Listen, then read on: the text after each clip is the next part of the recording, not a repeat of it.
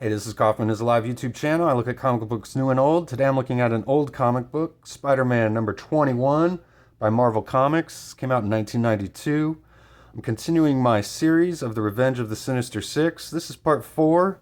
I've got reviews of part 1 through 3 up on my channel, so go check those out if you haven't yet. One of the most classic Spider-Man covers of this era, for sure. We get the first appearance here of the Cyborg Spider-Man, as he's kind of known as these days. This costume's in the Spider-Man PS5 game, of course, if you've played that. Got the two heroes here standing heroically together. I love the gun. Larsen always draws really great guns. And I love the way he draws metal and cybernetics. We get the kind of ridiculous costume here of Spider-Man. He's got his mask kind of stitched up here. I like that. He's got a monocle and a headband. Pouches. Some necessary additions to Spider-Man costume, for sure. No, not really, but I'm sure Spider-Man fans at the time are kind of freaking out, like, oh no, what are they doing to Spider-Man? But he's got stitches all over his costume, actually. I like that. That's a cool touch. I love the way he draws the metal as well. This really ridiculous arm does not even have like realistic muscles at all. Great cover. I love this cover so much. We'll get into the issue here. It's called Dealing Arms. Of course, I said Larsen is the story and artist here. Chris Eliopoulos does letters. He does a great job on here with sound effects and letters. Joe Rosas on colors. Pick up where we left off here. Solo, he's standing over Spider-Man. He's about to put an end to him here. And Solo thinks he's just killed all the Sinister Six as well, although it was just an illusion by Mysterio, we learned in the last issue. I really like the lighting on this splash page here, and I love Larsen always starts his books out with a splash page without fail, and we get some great Larsen classic goodness here, just ultra violence, sound effects everywhere. Feels like I'm reading a Savage Dragon comic here. Solo's bleeding all over his face. And puddle of blood here. We get like a teleportation, little sound effect here. And we see the foot, the silhouette of this foot of whoever was taking out Solo. We find out it was this cyborg that Ghost Rider and Spider-Man were battling in the first part of this Revenge of the Sinister Six storyline. And he takes out Solo as he stands over Spider-Man. Real nice shot. Kind of a cool design on this robot. Larsen is really great in character design, I feel like. It's kind of ridiculous. There's like needless, little pouches and things, but he kind of goes overboard. But I like it. Nice panel here of the 5 of the Sinister Six here, as Sandman's not with them, but they're traveling to another dimension to bring back all this alien technology to take over the world. So very much a Saturday morning cartoon plot here.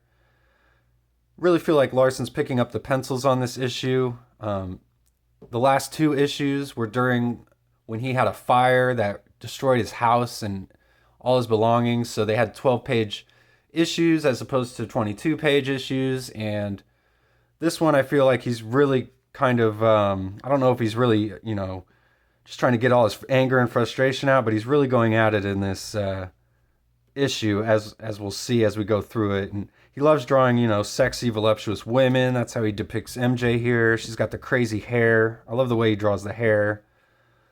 Basically he draws Rapture like this in Savage Dragon, which is Dragon's girlfriend, or any of Dragon's girlfriends. He kind of draws like this, but definitely works for MJ.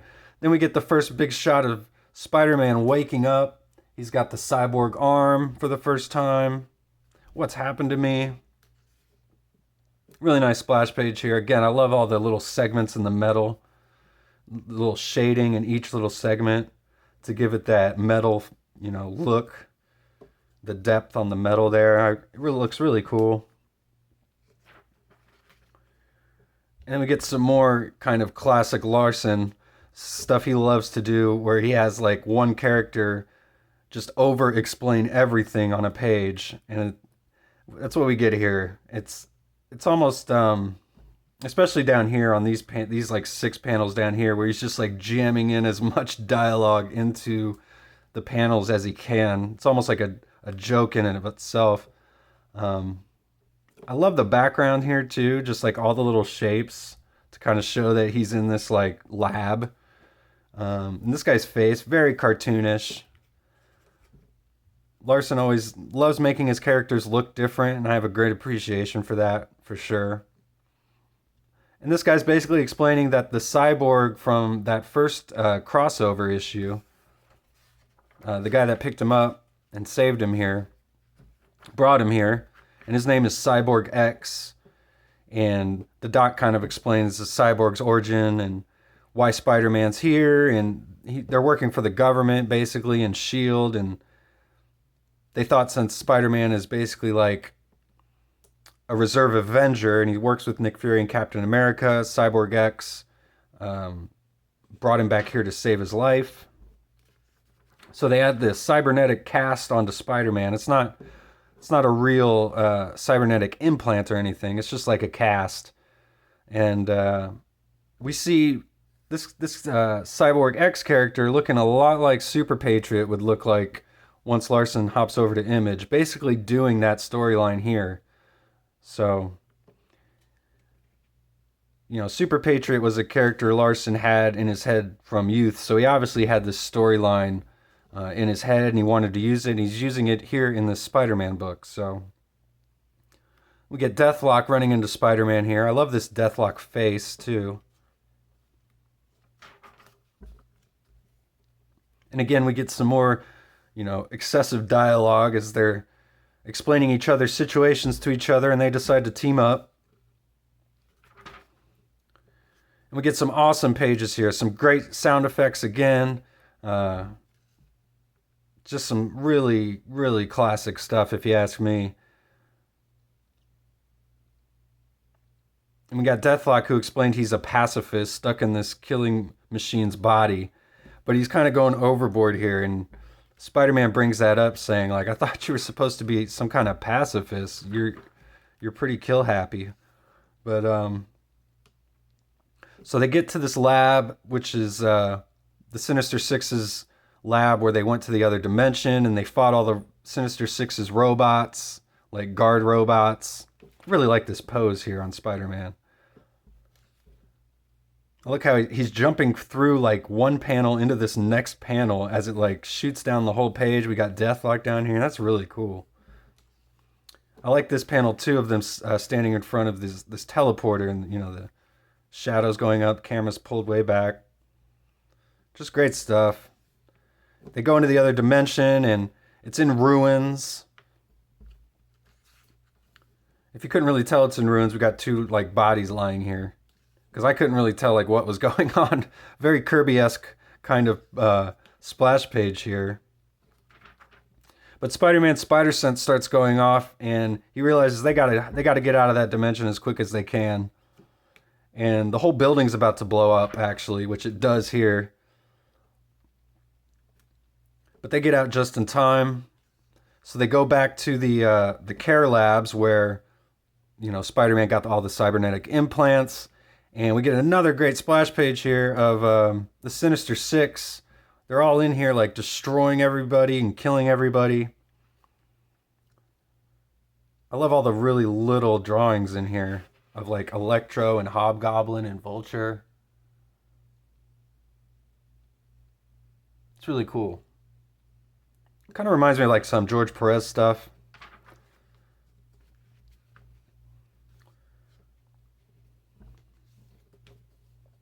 I like this jumping pose here on Deathlock, and this little drawing of Electro. These little drawings of Electro are great.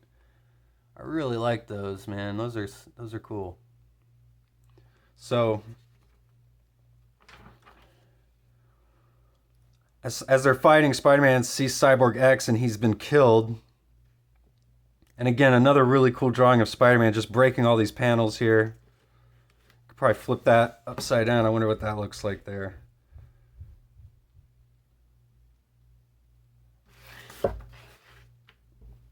And the Sinister Six, they've got They got their big alien transporter ship. They teleport themselves up. I really like this drawing too. Again, all the really like little figures.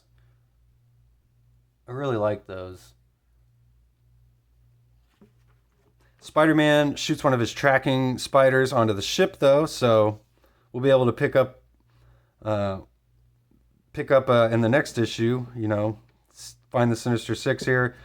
He sees Deathlock though, who's been beat up pretty bad, and finally Spider-Man goes home, and we get the thing that's probably happened a million times to MJ, with Spider-Man crashing out onto the floor here into the bathroom.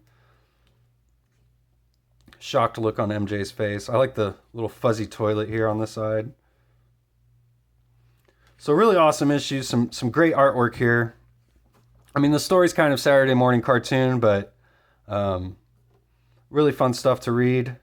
Easy to read until you get to like these panels where like they make it purposefully like hard to read. But that's just funny. Really good issue, really fun issue. Stick around for the next one. We'll finish up. There's 2 more issues to go in this crossover, and I'll see you on the next video.